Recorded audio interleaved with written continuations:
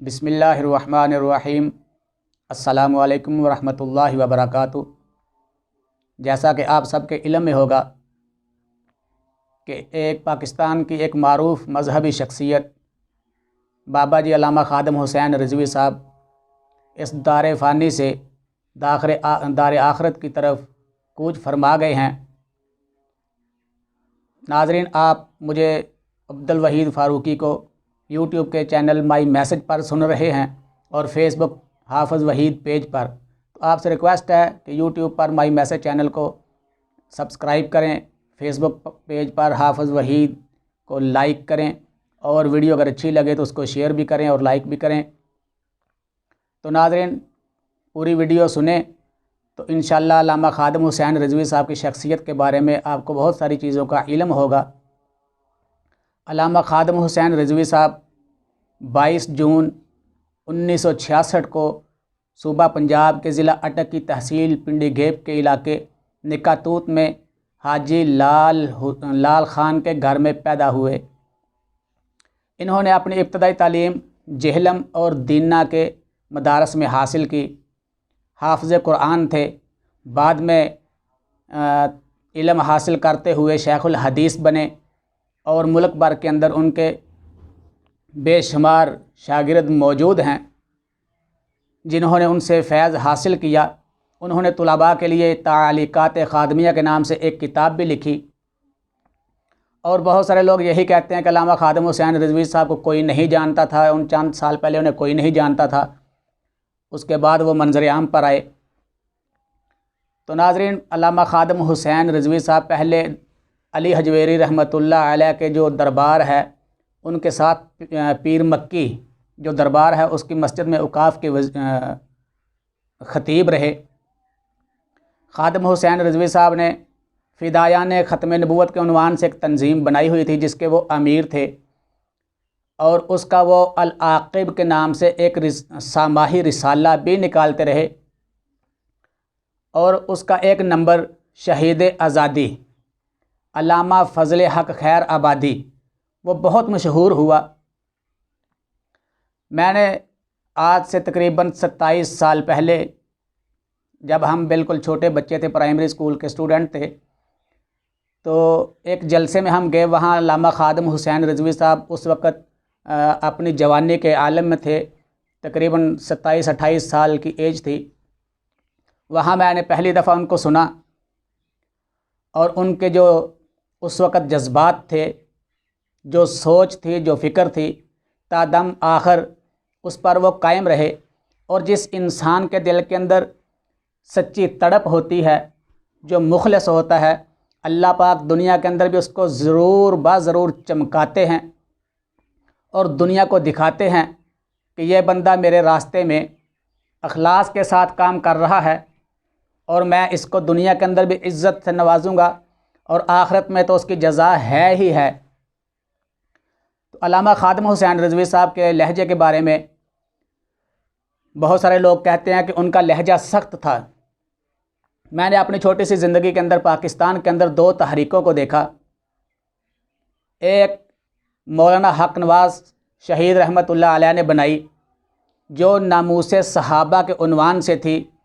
اگر آپ مولانا حق نواز صاحب کو سنیں تو ان کا لہجہ بھی انتہائی سخت تھا۔ اور دوسرا جو تحریک ناموس رسالت کے نام پر علامہ خادم حسین رضوی صاحب نے شروع کی، ان کے بارے میں بھی لوگ کہتے ہیں کہ لہجہ سخت ہے۔ تو میرا یہ ماننا ہے کہ یہ دونوں عنوان ایسے ہیں جن کا تعلق اہل ایمان کے ساتھ وابستہ ہے۔ جو آپ صلی اللہ علیہ وآلہ وسلم سے محبت کرتے ہیں، جیسا کہ اللہ کے رسول علیہ الصلاۃ والسلام نے فرمایا کہ اس وقت تک تمہارا ایمان کامل نہیں ہو سکتا جب تک تم ساری دنیا سے، اپنے اہل و عیال سے، اولاد سے، ماں باپ سے بڑھ کر مجھ سے محبت نہ کرو۔ تو جن کے لیے نبی پاک علیہ الصلاۃ والسلام کی محبت ہی ایک قیمتی اثاثہ ہے، اگر اس محبت کو کوئی ٹھیس پہنچے تو یہ تو عقل کی بات ہے کہ انسان اس کو برداشت نہیں کر سکتا۔ اس کے دل کے اندر ایک آگ ہوگی، اس کا دل تڑپے گا، کڑے گا، تو وہ اپنی کڑن کو جب بیان کرے گا تو ظاہری سی بات ہے کہ اس کا لہجہ سخت ہی ہوگا۔ تو اس لیے ان دونوں شخصیات علامہ خادم حسین رضوی اور علامہ حق نواز صاحب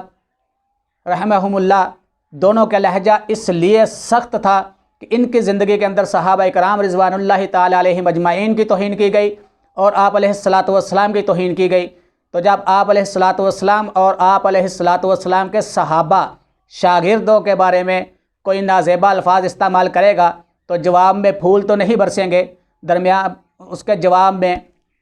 دل کی جو درد ہے وہی بیان ہوگا، اور اس درد دل کے بیان کو لوگ سخت لہجہ کہتے ہیں، اور میں بھی کہتا ہوں کہ لہجہ سخت تھا۔ تو اس کا تعلق ایمان کے ساتھ وابستہ ہے، دنیا کی شہرت کے ساتھ اس کا کوئی تعلق نہیں ہے، اور نہ اس کو عقل کی کمی کہا جا سکتا ہے، یہ صرف ایک درد دل تھا۔ اسی طرح میں نے اپنی زندگی کے اندر دو مذہبی قیادتوں کو، تمام مذہبی قیادتوں میں سے دو کو، علامہ اقبال کو اپنی ہر تقریر میں بطور حوالہ پیش کرتے ہوئے دیکھا۔ ان میں جماعت اسلامی کے سابق امیر قاضی حسین احمد مرحوم، اللہ ان کو جنت الفردوس میں اعلیٰ مقام عطا فرمائے، میں نے سب سے پہلے ان سے بہت زیادہ اقبال کو سنا۔ گو کہ اقبال شاعر مشرق ہیں، مصور پاکستان ہیں، اس کے باوجود بہت سارے علماء ایسے ہیں کہ اقبال کے شعر کے بغیر تقریر مکمل نہیں ہوتی، لیکن تواتر کے ساتھ جنہوں نے اقبال کو بیان کیا وہ ایک تو قاضی حسین احمد صاحب تھے اور دوسرے علامہ خادم حسین رضوی صاحب۔ علامہ خادم حسین رضوی صاحب کو اللہ پاک نے بہت زیادہ حافظہ عطا کیا، جس کو کہتے ہیں بلا کا حافظہ اللہ پاک نے عطا کیا تھا۔ انہوں نے اقبال کو بھی، جیسے انہوں نے قرآن کو حفظ کیا، ایسے ہی ان کو اقبال بھی حفظ تھا، اور فارسی کے اندر اقبال کی جتنی شاعری ہے اس کو پڑھتے۔ اس کے بعد احادیث کو مسلسل وہ پڑھتے، گردانے تک وہ پوری اپنے بیانوں کے اندر پڑھ دیتے تھے۔ پھر اس کے بعد علامہ خادم حسین رضوی صاحب، ان کے بارے میں یہ ہے کہ 1.5 مرلے کے مکان میں انہوں نے اپنی زندگی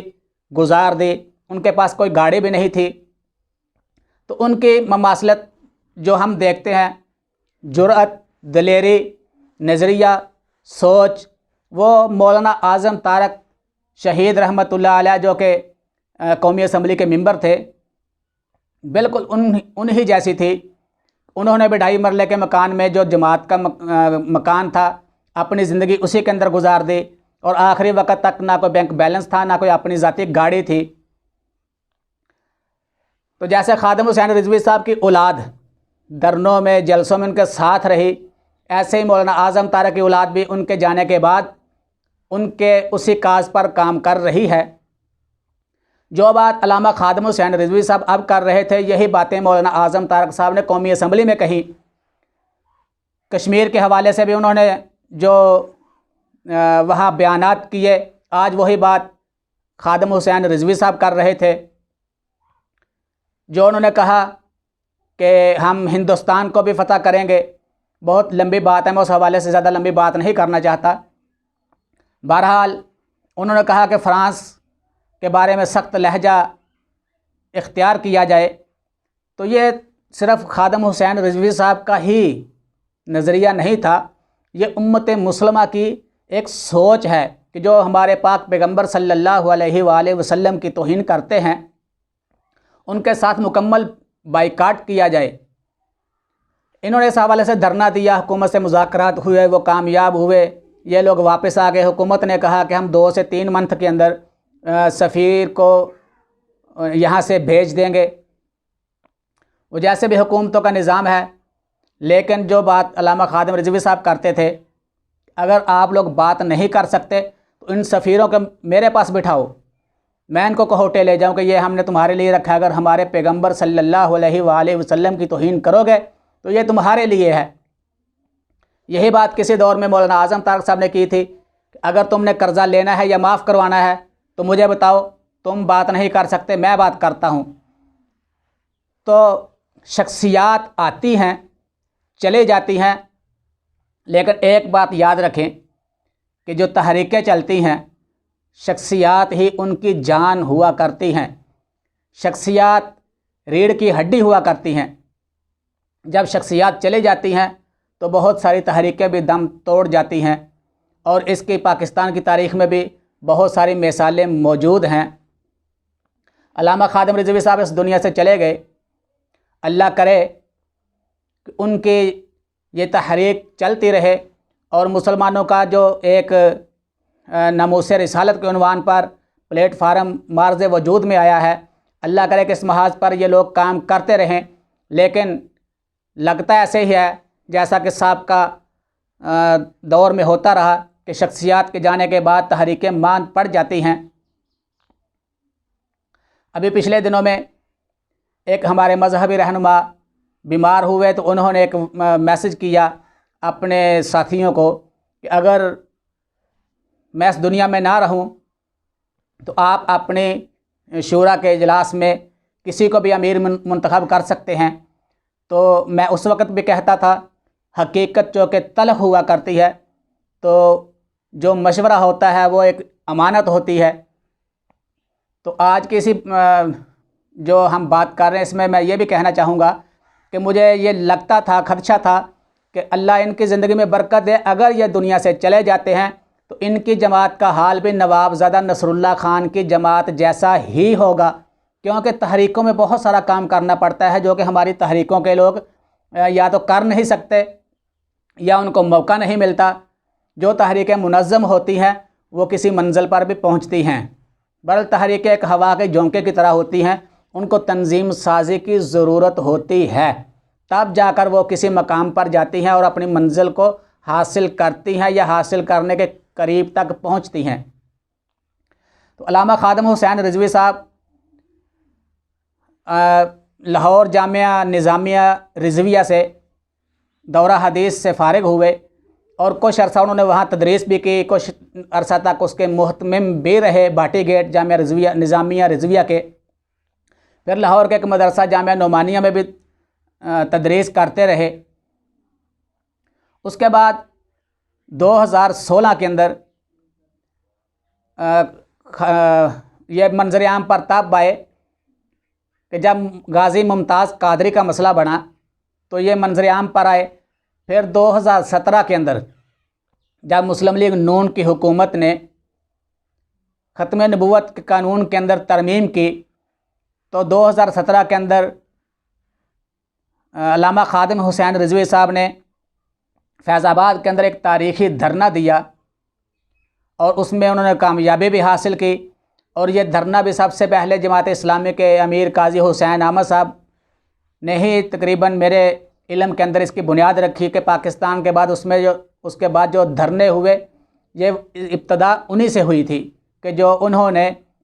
واجپائی کے پاکستان آنے کے وقت پر وہ دھرنا دیا تھا۔ بہرحال اس کے بعد یہ گمنامی سے نکلے، ممبر و محراب سے نکلے اور شہرت کی بلندیوں کو چھوتے ہوئے عملی میدان کے اندر آئے اور کامیابیاں سمیٹتے رہے اور امت مسلمہ کے اندر بیداری کی جد و جہد کی، جس میں وہ بڑی حد تک کامیاب رہے۔ وہ الگ بات ہے کہ مسلک کا ہر کسی کے مسلک کا اپنا دائرہ ہے، وہ اسی کے اندر ہی کام کرتا ہے۔ علامہ خادم حسین رضوی صاحب بھی اپنے مسلک کے حوالے سے تو تنگ نظر ہی تھے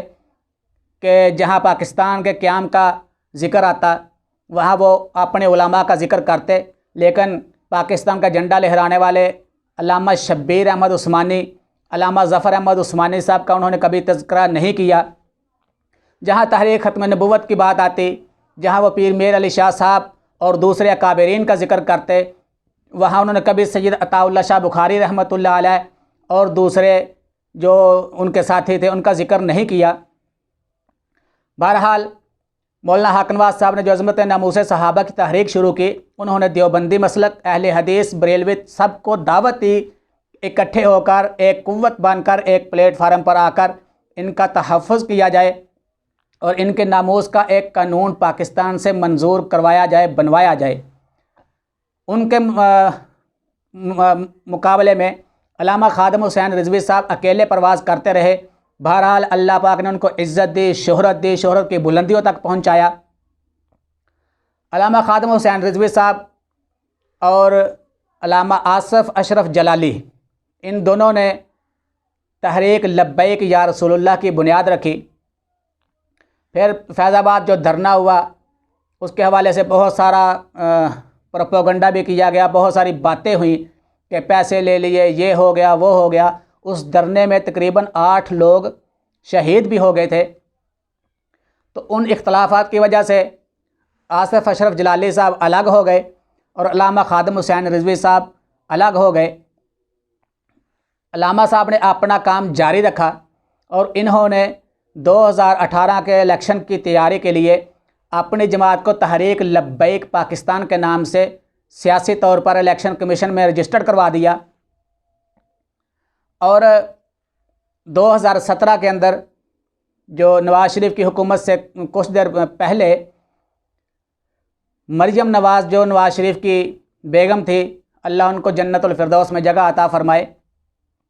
ان کو لاہور کے این 120 کے اندر جب الیکشن کے میدان میں اتارا گیا تو ان کے مقابلے میں علامہ خادم حسین رضوی صاحب نے بھی اپنے امیدوار کو کھڑا کیا۔ اس امیدوار نے 7000 ووٹ لے کر لوگوں کو حیران کر دیا۔ پھر اسی دوران پشاور کے حلقہ این 4 کے اندر ضمنی انتخابات ہوئے، وہاں تحریک لبیک پاکستان کے امیدوار نے 10,000 ووٹ لے کر ورطۂ حیرت میں سب کو ڈال دیا۔ پھر انہی دنوں میں لودھرا کا الیکشن تھا جس کا بڑا چرچا تھا پورے پاکستان میں، اس کے اندر ان کا امیدوار کھڑا ہوا تو اس نے 11,000 ووٹ لیے۔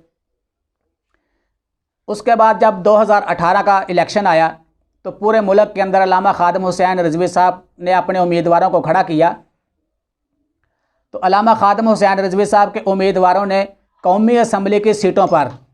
21,91,779 ووٹ حاصل کیے، جو بہت بڑی کامیابی تھی۔ گو کہ ان کا کوئی امیدوار تو قومی اسمبلی میں نہ جا سکا، لیکن اتنے ووٹ لینا کوئی معمولی سی بات نہیں۔ پھر پنجاب کے اندر 18,76,000 ووٹ ان کے امیدواروں نے لیے، یعنی صوبائی سیٹوں پر۔ اسی طرح سندھ کے اندر کراچی میں ان کے 2 امیدوار کامیاب ہوئے اور مجموعی طور پر 4,41,000 ووٹ لیے۔ تو یہ اس چیز کا منہ بولتا ثبوت تھا کہ پاکستان کی قوم بحیثیت مسلمان اپنے پاک پیغمبر خاتم النبیین صلی اللہ علیہ وآلہ وسلم کے نام سے اور ان کی محبت پر سب کچھ قربان کرنے کے لیے تیار ہے۔ ووٹ کیا چیز ہے؟ جو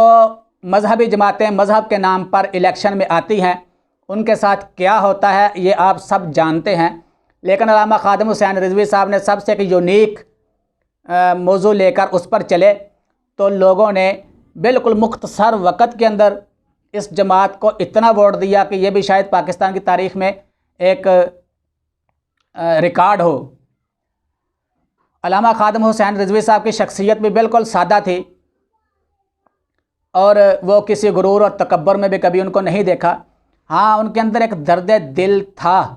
جو وہ کھل کر بیان کرتے رہے۔ علامہ خادم حسین رضوی صاحب کے 2008 کے اندر تلا گنگ کے قریب ایک حادثہ ہوا تھا جس کی وجہ سے ان کی دونوں ٹانگیں معذور ہو گئیں۔ اس کے بعد وہ ویل چیئر پر رہے، لیکن اللہ جس سے چاہے کام لے۔ علامہ خادم حسین رضوی صاحب نے اپنی معذوری کو محبت رسول کے راستے میں آڑے نہ آنے دیا اور اس کو اپنے لیے معذوری نہ سمجھا، رکاوٹ نہ سمجھا، اور عزیمت کے راستے کو اختیار کرتے ہوئے انہوں نے ناموس رسالت کے حوالے سے لوگوں کی رہنمائی کی، قیادت کی اور اپنے دن رات اسی میں لگا دیے۔ علامہ خادم حسین رضوی صاحب اپنی 54 یا 55 سال کی عمر گزار کر 19 نومبر بروز جمعرات مغرب کے بعد تقریباً 8:45 بجے اپنے رب کے حضور پہنچ گئے۔ لاہور کے شیخ زاد ہسپتال کے اندر ان کی وفات کا اعلان کیا گیا۔ ان کے ڈیتھ سرٹیفکیٹ پر ڈاکٹر سارا نے دستخط کیے۔ ان کے علاوہ اور کسی کا نہ ان کا کوئی ایڈریس لکھا گیا،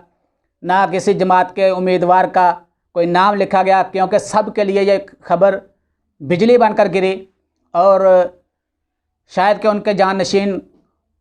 اپنے اس ہوش و حواس میں نہ رہے کہ ہم اس حوالے سے بھی کچھ کریں۔ بہرحال ان کی وفات کا اعلان کیا گیا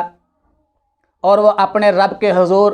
اپنے پاک پیغمبر خاتم النبیین صلی اللہ علیہ وآلہ وسلم کی محبت کا سرمایہ لے کر چلے گئے، اور وہ دنیا میں یہ کہتے رہے کہ دیکھو ہمارے ساتھ جو کرو گے، مسلمانوں کے ساتھ جو کرو گے، اہل ایمان کے ساتھ جو کرو گے، ایک دن رب کی عدالت لگے گی، وہاں بھی فیصلے ہوں گے۔ کچھ عدالتیں یہاں ہیں، کچھ لوگوں کی حکومتیں یہاں ہیں، ایک عدالت وہاں لگے گی جب احکم الحاکمین ہوں گے، اور وہ پوچھیں گے کہ کون بادشاہ ہے؟ آج میری بادشاہی ہے۔ ایک دن وہاں سب نے جانا ہے، اور دنیا کے اندر جن لوگوں نے اپنی ملازمت کے لیے، اپنی ترقی کے لیے جھوٹ بولا، جھوٹ لکھا، اور لوگوں کو ناجائز بے گناہوں کو سزائیں تک دے دیں، انشاءاللہ العزیز وہ وقت آئے گا، سب نے اس دنیا سے چلے جانا ہے، کسی نے یہاں نہیں رہنا، سدا بادشاہی میرے رب کی ہے۔ اور اس فیصلے کے دن، مالک یوم الدین والے دن، انشاءاللہ العزیز فیصلے ہوں گے کہ نبی پاک علیہ الصلاۃ والسلام سے سچی محبت کرنے والے کون تھے، اور ملک سے محبت کرنے والے کون تھے، اپنے وطن سے محبت کس نے کی، وطن سے وفا کرنے والے کون تھے، اور وفائیں کرنے والوں کو کس کس نام پر ستایا گیا، اور نبی پاک علیہ الصلاۃ والسلام کی محبت کس کے حصے میں آئی، اور آپ علیہ الصلاۃ والسلام سے محبت کرنے والوں کو ستانے والے کس کٹہرے میں، کس لائن میں کھڑے ہوں گے، یہ فیصلہ قیامت کے دن ہوگا۔ سب مسلمانوں کو یہ سوچنا چاہیے کہ اہل ایمان اور ملک سے وفاداری کرنے والوں کو کسی بھی صورت ستایا نہ جائے۔ جو لوگ اقتدار والے ہیں، جن کے پاس اختیارات ہیں، اپنے اختیارات کو صحیح استعمال کریں، سدا نہیں رہنا، پتہ نہیں سانس کس وقت کہاں نکل جائے، اور یہ غبارے سے جب ہوا نکل گئی تو ختم ہو گیا، پھر اللہ کی عدالت میں جانا ہے، اس کو مت بھولیں۔ اور ناظرین، علامہ خادم حسین رضوی صاحب اپنی شاندار زندگی گزار کر اللہ کے آخری رسول صلی اللہ علیہ وآلہ وسلم کی محبت کا تمغہ اپنے سینے پر سجا کر رب کی عدالت میں حاضر ہو چکے ہیں۔ علامہ خادم حسین رضوی صاحب جہاں قرآن کے حافظ تھے، اقبالیات کے حافظ تھے، تاریخ حافظ تھے، اور اسلامی تاریخ کے جتنے ہیروز اگر آپ دیکھیں، ان کی تقریروں کے اندر، بیانات کے اندر آپ کو صلاح الدین ایوبی کا تذکرہ ملے گا، نور الدین زنگی کا تذکرہ ملے گا، قطب الدین ایبک کا ذکر ملے گا۔ یعنی وہ انسان،